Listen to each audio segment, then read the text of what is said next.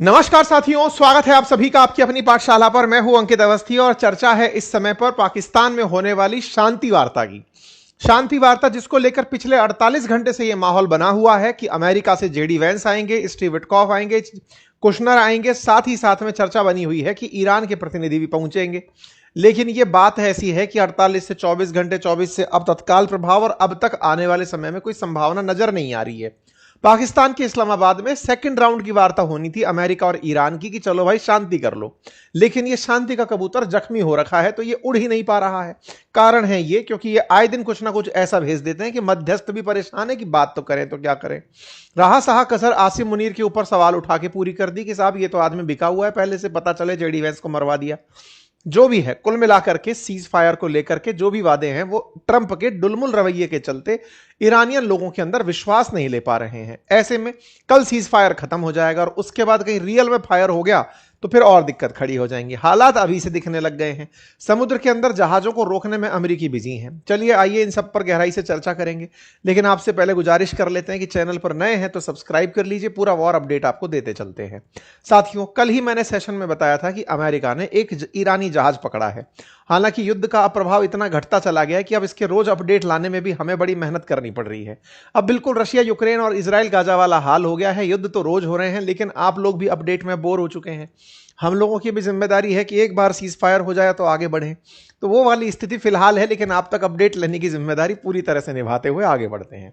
साथियों, अमेरिका के साथ अमेरिका ने ईरानी जहाज पकड़ा।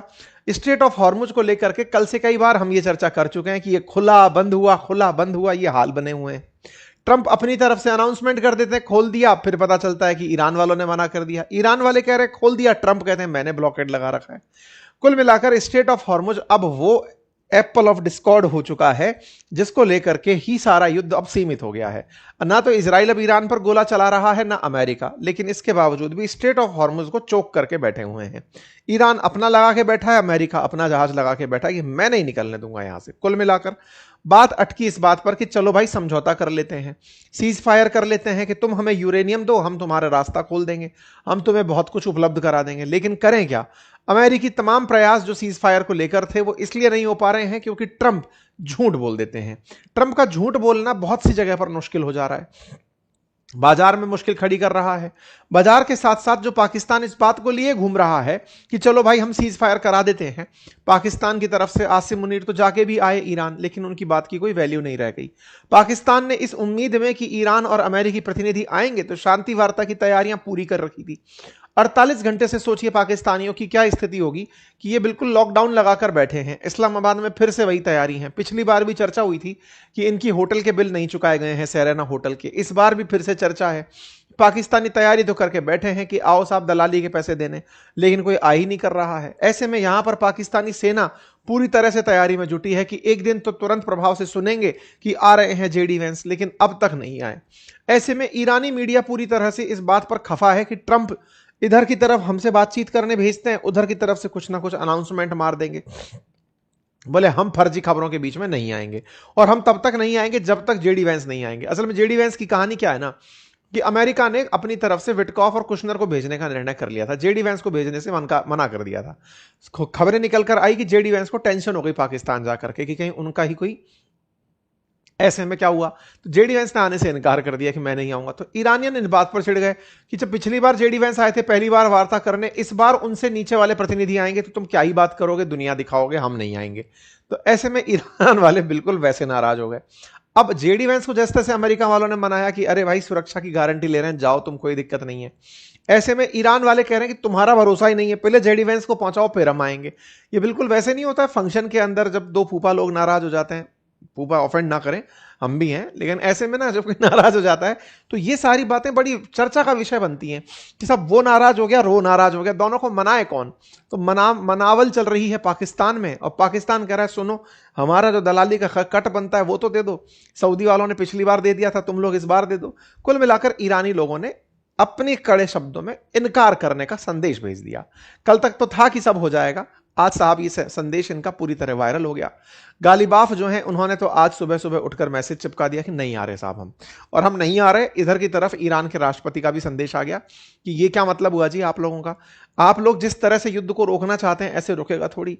इन्होंने बकायदा ईरानियन लोगों को भी समझाया कि देखो भाई युद्ध से नुकसान सबका हुआ है और उसमें पुनर्निर्माण की आवश्यकता भी है। युद्ध के अंदर पारदर्शिता जरूरी है, जनता में विश्वास जरूरी है।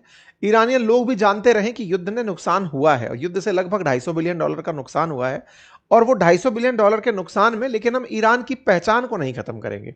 लेकिन ट्रंप अपने ही अलग जिद में लगे हैं।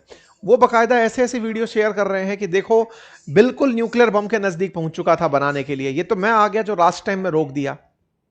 ट्रंप लगातार मैसेज किए जा रहे हैं, अपने न्यूज चैनल्स पर बरस रहे हैं। 3 न्यूज चैनल्स को ढूंढ रखा है, वाशिंगटन पोस्ट, न्यूयॉर्क टाइम्स और CNN, कि तुम तो सब फर्जी खबर चलाते हो।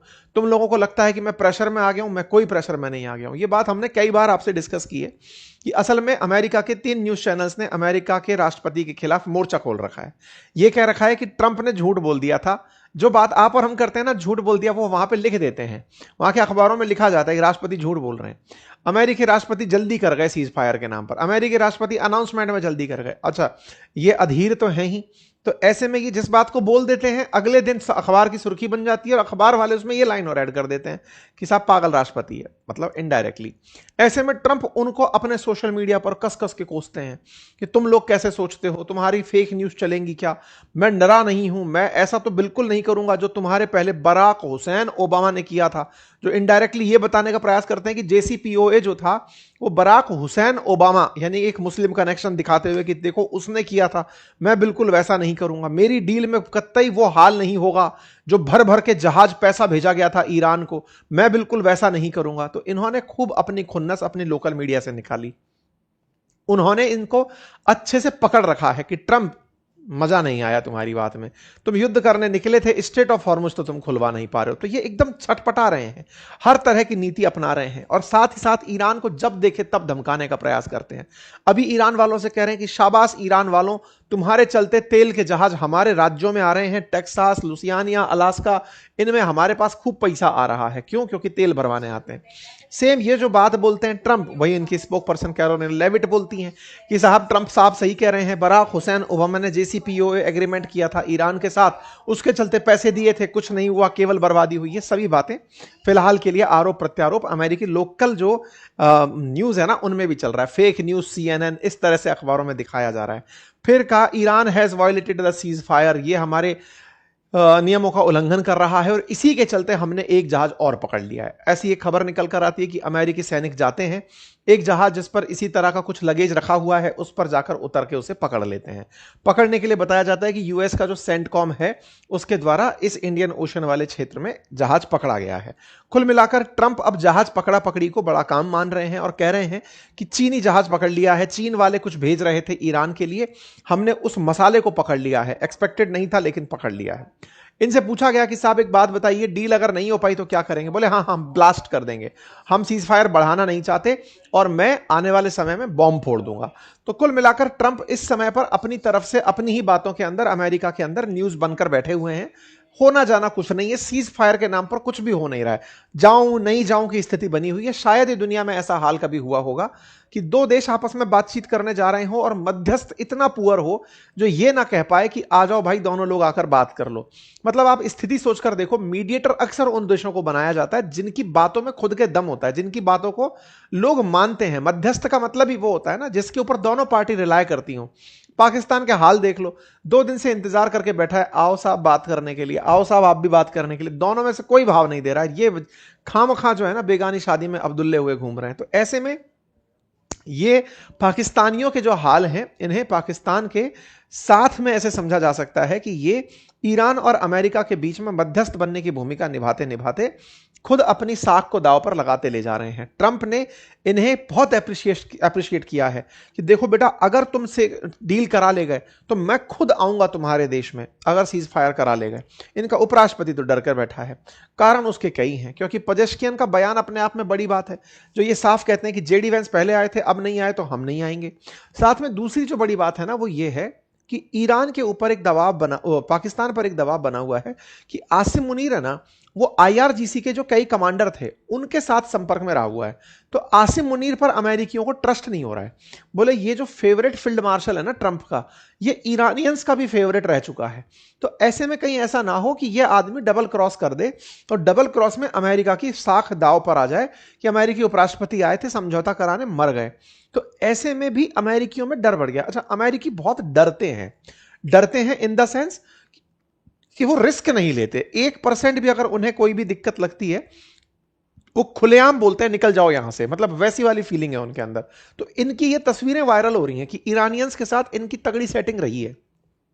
तो इनको लेकर के रेड फ्लैग हो रखा है कि नहीं साहब, ये गलती से अगर डबल क्रॉस कर गए और अमेरिका के लिए चुनौती बन गए तो कोई कुछ कर नहीं पाएगा। आसिम मुनीर अपने आप में एक टेंशन बने हुए हैं। इस चक्कर में भी ट्रंप जो है वो पाकिस्तान ना तो जेडी वैंस को भेज पा रहे हैं, और खुद का जो स्टेटमेंट था ना कि अगर डील हो गई तो मैं जाऊंगा पाकिस्तान, उसमें भी सुनने में आ रहा है कि वो वीडियो कॉन्फ्रेंसिंग के थ्रू हो सकता है जाए। तो कुल मिला के ईरानी डेलीगेशन पर डायलेमा बरकरार है। और इस समय जेडी वैंस की सोशल मीडिया पर इस तरह की तस्वीरें वायरल हो रही हैं जिनको दिखाया जा रहा है कि साहब ये ऐसे इंतजार में बैठे हुए हैं कि चलो भाई हम अगर जाएंगे बुलाया गया तो। वहीं दूसरी तरफ ईरान के जुडिशियल चीफ का कहना है कि अब तैयारियां इस तरह की हो चुकी हैं कि अमेरिका ईरान पर और हमले कर सकता है, लेकिन हमने भी इस पूरे सीज फायर में बढ़िया से मुस्तैदी से अपनी तैयारियां कर ली हैं और हम हमले के लिए तैयार हैं। मतलब सीज फायर दोनों को प्रॉपर समय दे गया भविष्य के अंदर और बढ़िया से हमले करने के लिए। तो देखते हैं कल के बाद हमले फिर से शुरू होंगे तो अपडेट देंगे। इस बीच में एक चीन का अपडेट आता है। कहा जाता है कि चाइना के जो शी जिनपिंग है उन्होंने स्ट्रेट ऑफ हॉर्मुज खोलने के लिए सऊदी अरेबिया से बात की है। अच्छा, इसके पीछे की एक कहानी और निकल कर आती है, और वो कहानी क्या है कि स्ट्रेट ऑफ हॉर्मुज में ना अभी के लिए अगर मैं बात करूं तो स्ट्रेट ऑफ हॉर्मुज में